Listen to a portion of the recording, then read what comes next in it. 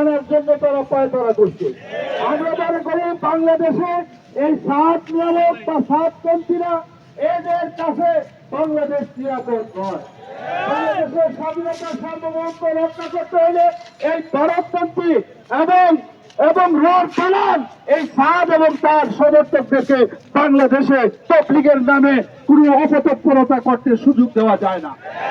সুতরাং আজকে আমরা এই দাবিতে তাদেরকে যাতে এই সমস্ত অপতৎপরতা করতে দেওয়া না হয় এবং আমাদের যে সমস্ত ভাইদেরকে আহত করা হয়েছে তার বিচারের দাবিতে আজকে আমাদের এই বিক্ষোভ সমাবেশ হয়েছে।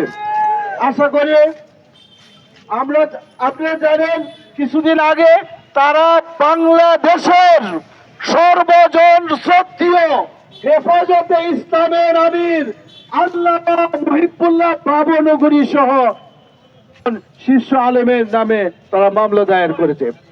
এইগুলো আওয়ামী দুঃশাসনের দালাল ছিল তারা এবং তাদের অর্থে দেশে বিশৃঙ্খলা তৈরি করার জন্য আলেম উলামাদের নামে